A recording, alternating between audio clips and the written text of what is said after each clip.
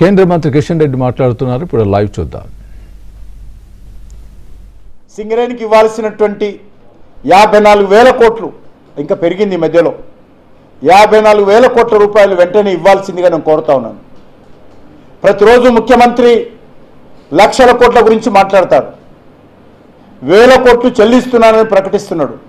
మరి సింగరేణికి ఎందుకు ఇవ్వని అడుగుతా ఉన్నాను. సింగరేణి తెలంగాణలో లేదా? సింగరేణి కార్మికులు తెలంగాణ ప్రజలు కాదా? మీరు చేస్తున్నటువంటి పెత్తనం సింగరేణి మీద కాదా? మరి ఎందుకు సింగరేణికి మీరు ఈ యొక్క ఇవ్వాల్సినటువంటి 54,000 కోట్ల రూపాయలు ఎందుకు ఇవ్వడం లేదో ఈరోజు చెప్పాల్సినటువంటి అవసరం ఉంది. ఈ మధ్యలో కేసీఆర్ కొడుకు మాట మాట్లాడుతున్నాడు, సింగరేణికి కిషన్ రెడ్డి కూడా అన్యాయం చేశాడని. ఎవరు అన్యాయం చేస్తున్నారో చర్చకు సిద్ధంగా ఉన్నాడో అడుగుతా ఉన్నాను. కేసీఆర్ హయాంలో ఈరోజు సింగరేణికి అన్యాయం జరిగిందా,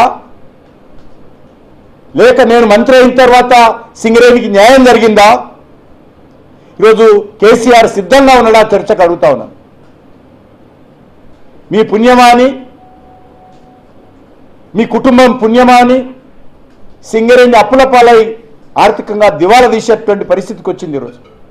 అటువంటి సింగరేణిని ఈరోజు అన్ని రకాలుగా ఆదుకునేటువంటి ప్రయత్నం మరి చిత్తశుద్ధితో ఈరోజు మేము చేస్తూ ఉన్నామన్న విషయాన్ని ఈ సందర్భంగా నేను మనవి చేస్తూ ఉన్నాను. ముఖ్యంగా ఈ విషయంలో కార్మిక సంఘాలన్నీ కూడా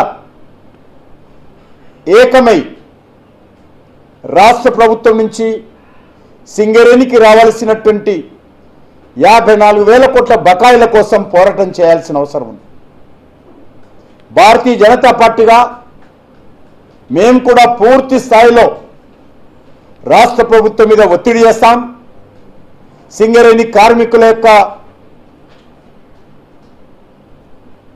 బకాయిలు ఏవైతున్నాయో రాష్ట్ర ప్రభుత్వం మెడలు వంచి సాధిస్తామని చెప్పి ఈ సందర్భంగా మనవి చేస్తూ, మరొక విషయము, ఇటీవల ఫేస్బుక్లో, ఇన్స్టాగ్రామ్లో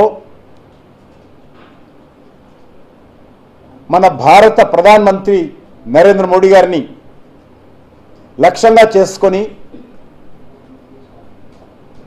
అత్యంత అమర్యాదకరపురంగా, అభ్యంతరకరంగా, అవమానకరంగా మార్ఫింగ్ చేసినటువంటి వీడియోలు, ఫోటోలను పోస్ట్ చేస్తున్న విషయం మనకు తెలుసు. ఒక నరేంద్ర మోడీ గారి మీదనే కాదు, స్వర్గస్థురాలైనటువంటి అలా తల్లి గారిని అనేక రకాలుగా నీచాతి నీచంగా నోటితో చెప్పలేనటువంటి మాటలతో, రాతలతో, కనీసమైనటువంటి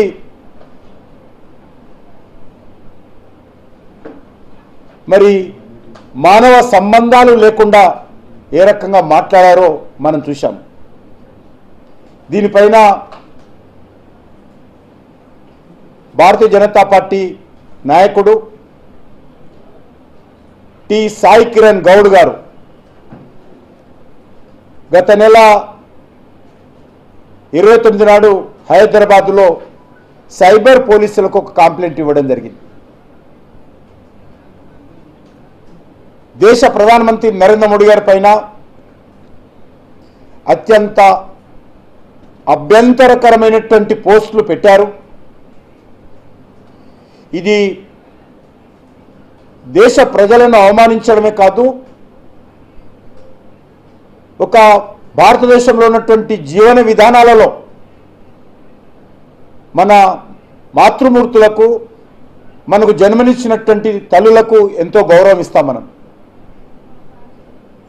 అటువంటి మన దేశంలో ఒక ప్రధానమంత్రిగా తల్లి స్వర్గస్థులైన తర్వాత కూడా ఆమె పట్ల అంత దురదృష్టకరమైనటువంటి పోస్టులు ఆమె గురించి పెట్టడం, అదేవిధంగా ఉద్రిక్త వాతావరణం, రెచ్చగొట్టే ప్రసంగాలు చేసే విధంగా ఉపన్యాసాలు ఇవ్వడం, దేశ ప్రజాస్వామ్య వ్యవస్థను దెబ్బతీసే విధంగా, భారత రాజ్యాంగాన్ని అవమానించే విధంగా మరి పోస్టులు పెట్టినప్పుడు మా పార్టీ కార్యకర్త హైదరాబాద్